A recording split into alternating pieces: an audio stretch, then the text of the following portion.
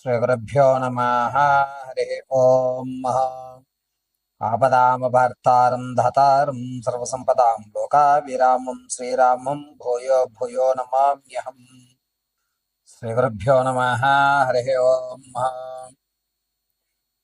ఈ 9వ తారీఖు జూన్ నుంచి జూలై 3వ తారీఖు వరకు కూడా గురుడు శుక్రగ్రహాలు కలయిక వల్ల మేషం నుంచి మొదలుకొని మీనరాశి వరకు కూడా జరిగేటువంటి ఫలితాలు ఈ విధంగా ఉండబోతున్నాయి. ఈ గురుల్లో శుక్రుడు ప్రవేశిస్తూ ఉండడం వల్ల జరిగేటువంటి విపత్తులు కానీ మంచి అవకాశాలు ఏమన్నా మన లైఫ్లో ఈ నెలలో ఏమన్నా మార్పులు సంభవించవచ్చా, ఆర్థిక ఇబ్బందుల నుంచి మనం ఏ విధంగా బయటపడడానికి ఏమైనా మార్గాలు ఉన్నాయా, అనారోగ్య సమస్యల నుంచి బయటపడడానికి అవకాశం కలుగుతోందా అనేటువంటి విషయాన్ని మనం మేషం మొదలు పెట్టుకుని మీనరాశి వరకు కూడా మనం విశదీకరించి చెప్పుకుందాం. శ్రీ గురుభ్యో నమ. హరి ఓం. తులారాశి వారికి 9వ తారీఖు జూన్ నుంచి జూలై 3వ తారీఖు వరకు కూడా గురుల్లో శుక్రుడు కలయిక ఉండడం వల్ల అనుకున్న పనులు ఆటంకాలు ఏర్పడడం అనేటువంటిది ఎక్కువగా జరుగుతుంది. పైగా గురుడు నీచయుక్తంలో ఉండడం వల్ల తులారాశి వారు కాస్త చికాకు అనేటువంటి వాతావరణాన్ని నెలకొంటుంటారు. ఈ చికాకు వాతావరణం అనేటువంటిది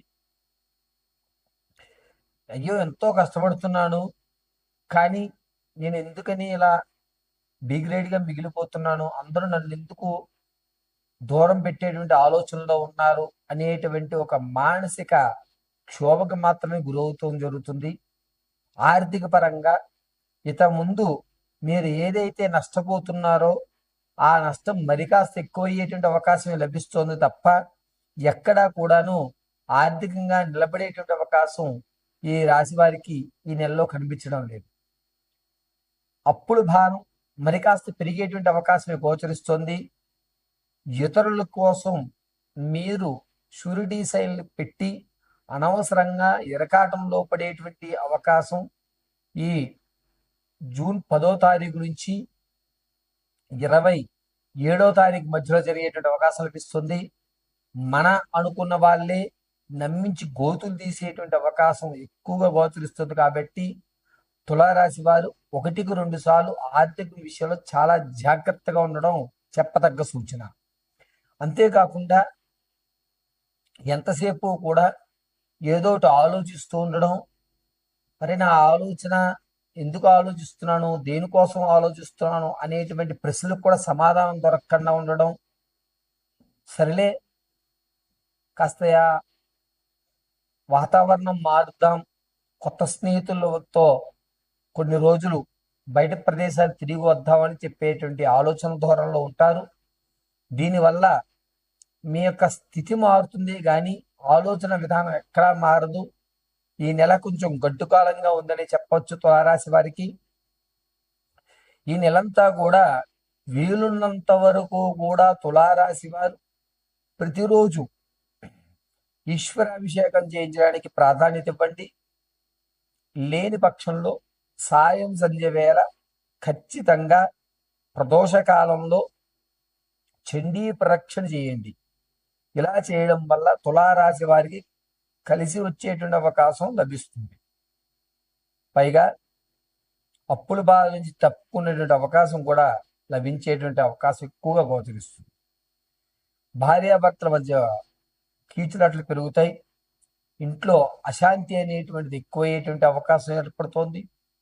ఎక్కడా కూడా మనసు ప్రశాంతంగా ఉండేటువంటి ఆలోచన గోచరించటం లేదు.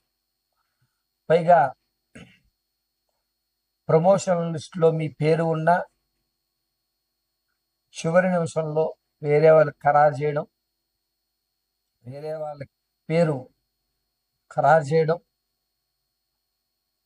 దానివల్ల మానసికమైనటువంటి ఒత్తిడికి ఎక్కువ గురవడం జరుగుతూ ఉంటుంది. ఎక్కువ శాతం తులారాశి వారు 18వ తారీఖు నుంచి 28వ తారీఖు ఈ 10 రోజులు కూడా చాలా జాగ్రత్తగా ఉండాలి. నరాలకు సంబంధించి, హార్ట్‌కు సంబంధించి కొన్ని ఇబ్బందులు అనేటువంటివి జరుగుతున్నాయి.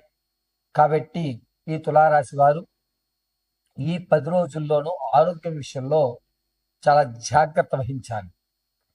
పైగా ధనం విషయంలో మీరు ఏదైతే పూర్తయిపోతుంది ఇది అని అనుకుంటారో ఆ అప్పు పూర్తి కాకపోవడం, లేదు మీరు ఇంకా చెల్లించాలి అని చెప్పి మళ్ళీ మిమ్మల్ని ఇబ్బంది పెట్టేటువంటి అవకాశం ఎక్కువగా లభిస్తుంది. చాలా జాగ్రత్తగా ఉండడం తులారాశి వారికి అత్యంత చెప్పదగ్గ సూచన. తులారాశి వారు మీ యొక్క వ్యక్తిగతమైన జాతకాన్ని తెలుసుకోవడానికి కింద స్క్రోల్ అవుతున్న నెంబర్ని సంప్రదించండి.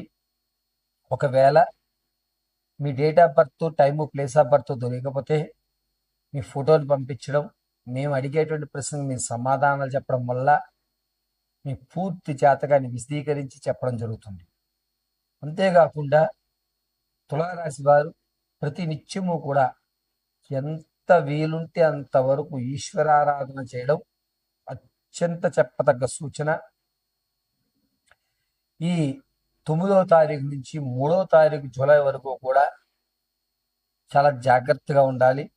ఆలోచన విషయంలో కానీ లేదా విందు వినోదాల్లో కానీ, పక్కవారితో మీరు మాట్లాడుకునేటువంటి విషయాల్లో కానీ కొంచెం ఆచితూచి మీ యొక్క ప్రవర్తన ఉండడం చాలా మంచిది.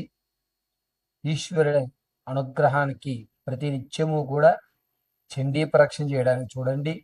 పరమేశ్వర కటాక్షం కలుగుతుంది.